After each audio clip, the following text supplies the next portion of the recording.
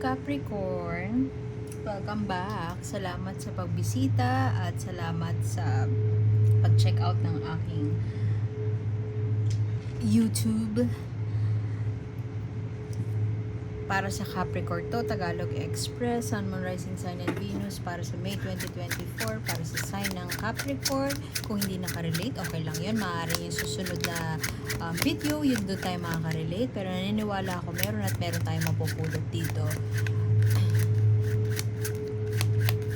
Pwedeng hindi sa sitwasyon natin, pwedeng sa future, pero may dahilan kung bakit tayo nandito ngayon. Kukuha muna tayo ng 5 cards para sa iyong core energies. Pag nasa description box yung link sa blog, pwede kayong mag-draw ng cards doon. Actually, may 3 cards spread pa doon. Libre yun and unlimited shuffle. Pero mag-set lang kayo ng intention. So, Capricorn, May 2024, anong gusto nating makita sa Capricorn? General reading ito, pahinga. Maraming nagpapahinga ngayon. Pero maganda yan kasi gumagaling daw magtrabaho pag nagpahinga. Oh, meron kang gustong i-manifest sana pero hindi mo nakuha. Pwedeng project, nag-pitch ka sa isang project pero hindi mo nakuha. Pwede din na nag-apply sa trabaho pero hindi nakuha. Pwede din na business venture pero nag-fail. Hindi ko sure kung career ba ito talaga o love situation. Uy, Capricorn, ano nangyayari? Malungkot. May nawala. Definitely may nawala. Defeated.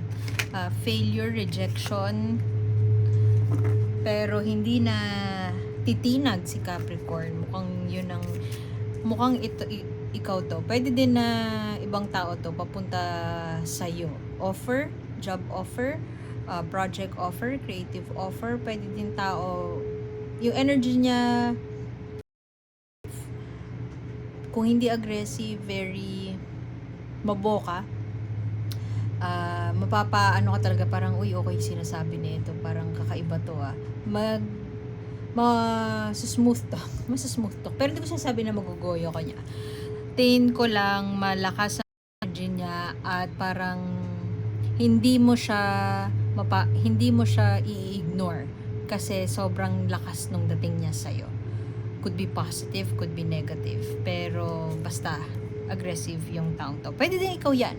Since galing ka sa isang bagay na failure, rejection, pwede ding unhappiness, discontent, pwedeng depression, nagpapahinga ka ngayon pero hindi ka natitinag at yung fire within you ay bukas na bukas or malakas para mag-venture sa isang bagay na talagang gusto mo. Gagawin mo lahat para makuha yan. So, pwedeng ikaw din yan. Depende, tingnan natin kung ano yung magiging kalalabasan sa iyong mga cards dito. Uy, Empress. Abundance. Fertility, pwede din. Pwede din yung iba sa inyo nag-suffer ng miscarriage.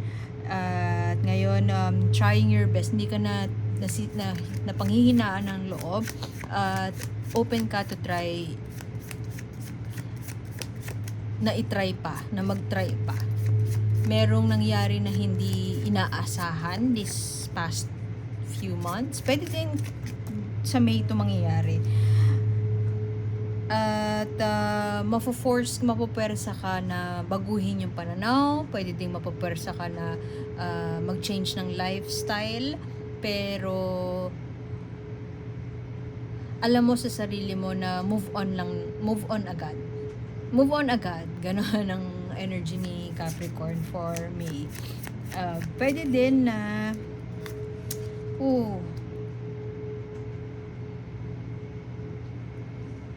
a period of defeat. Ito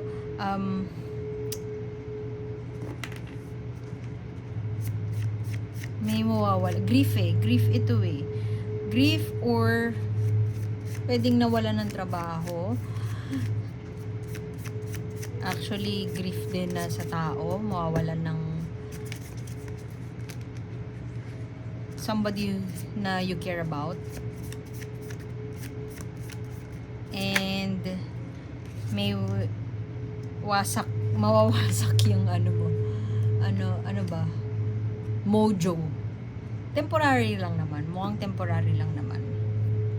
Kung love situation ito, pwedeng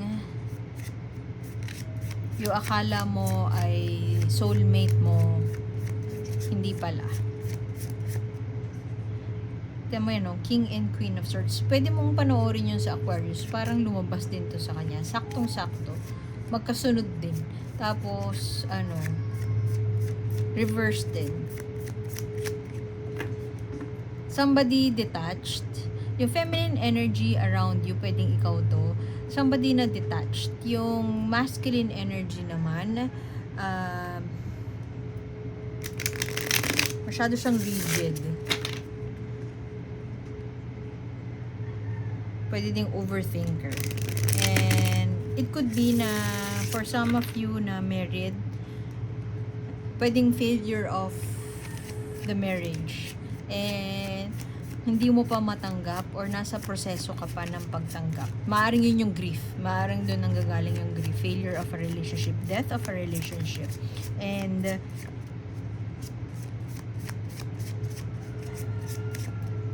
for some of you, merong ibang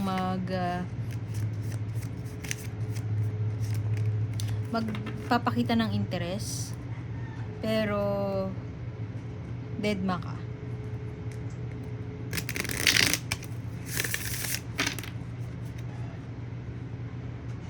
Can't help but think yung miscarriage. Pwedeng you suffered a miscarriage and parang it took a toll on your emotional health. Pwede din yung iba sa inyo, right in the middle of the news of the miscarriage, nalaman mo na nagloko yung partner mo.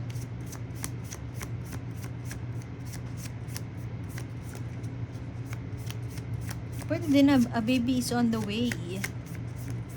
Pero ito medyo extreme to. Siguro isang tao lang yung makaka-resonate dito. Baby is on the way, pero yung partner mo, hindi pala siya yung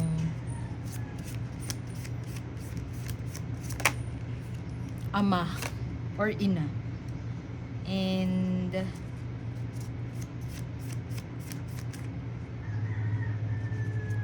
nakakaloka siya. Yun yung siguro isang bagay na hindi mo matanggap or nahirapan kang tanggapin. Pwede din na ito extreme din ulit, pero nakikita ko siya sa cards mo. Pwede din na you suffered the miscarriage nga, pero kailangan mo ng siguro sabi sa'yo ng doktor, hindi ka na magkakaanak. And hindi mo matanggap yung fact na ganun, gusto mo magpa second opinion. Or pwede din na sinasabi ng doktor na kailangan mo magpalit ng lifestyle, pero medyo mahirap yung hinihingi niya and hindi mo matanggap yun. Medyo may tampo or nagsasulk ka, nag-iinarte ka over the fact na parang bakit ako? Bakit ganun?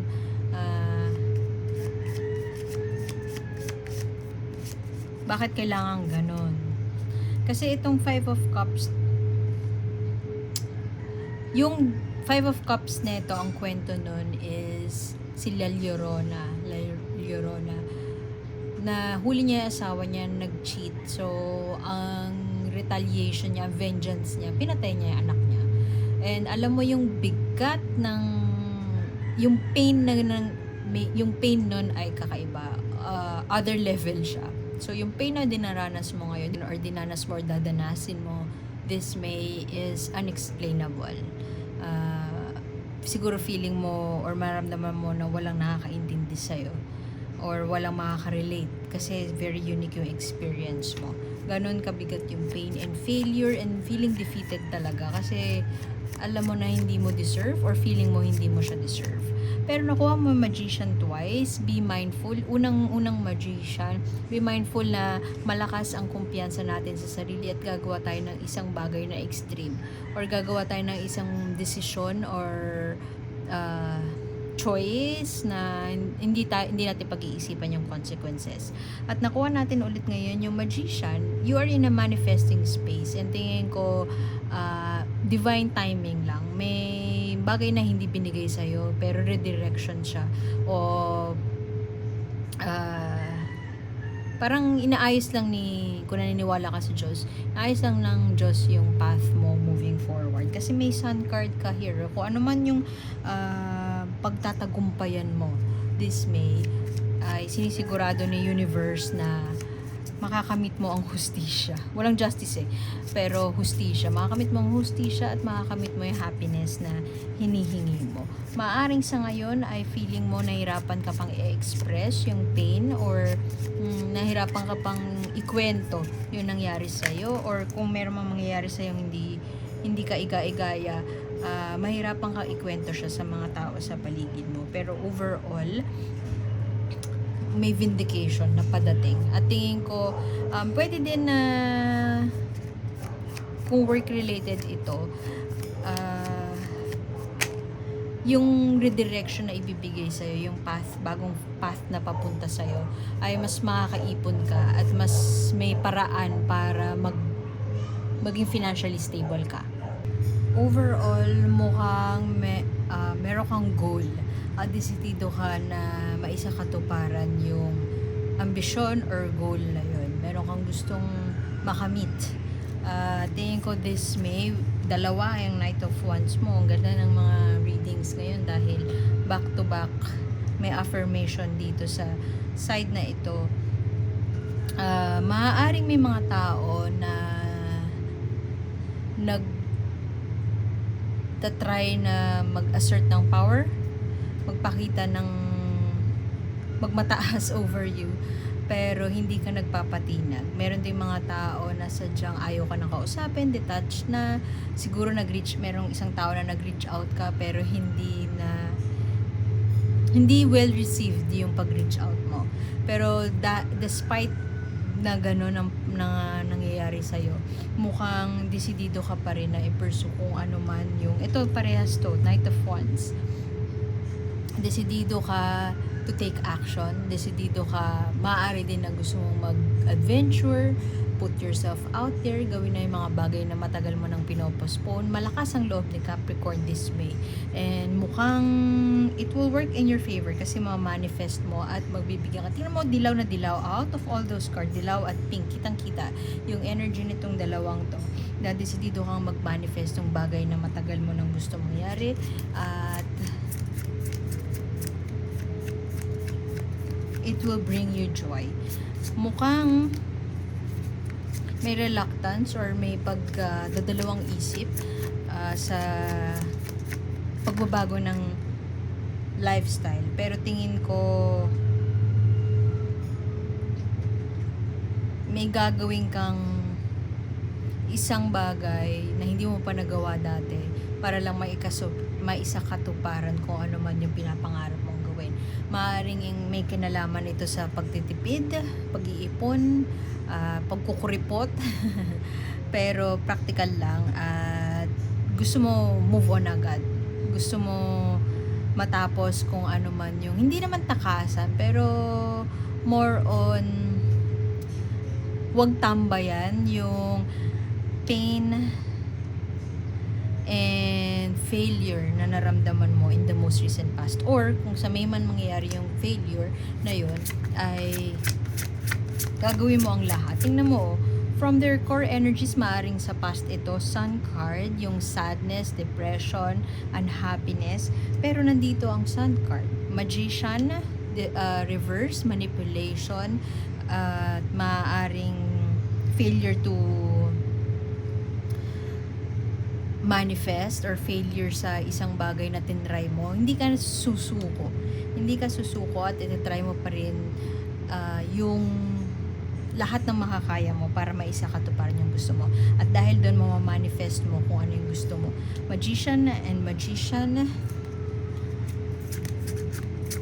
mangyayari siya. Maaaring yun nga, abundance, road to abundance ang peg ni Capricorn this May, at magiging successful ka sa part na yun. Tingnan Tingnan natin kung anong gusto sabihin sa'yo ni Universe. Uy, retreat. Alam mo, Capricorn, kung pagod ka na, overwork tayo, no? Hindi masama na magpahinga.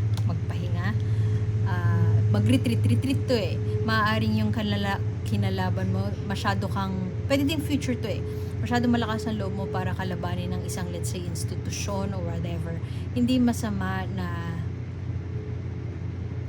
mag-back out. Hindi masama na tumigil halfway through at mag-regroup or magplano ulit. Magplano ng bagay na tingin mong tama para sa sitwasyon na ito. So, kung tingin mo pagod ka na, napapagod ka na, hindi masama na magpahinga. Hindi masama na sumuko in the middle of the battle. So, laban lang, Capricorn. Salamat for being here at sana makita ko kayo ulit. Like, share, and subscribe para makita natin kung merong bagong videos. And salamat sa pagbisita. Sana makita ko kayo ulit. My name is A and see you soon. Bye!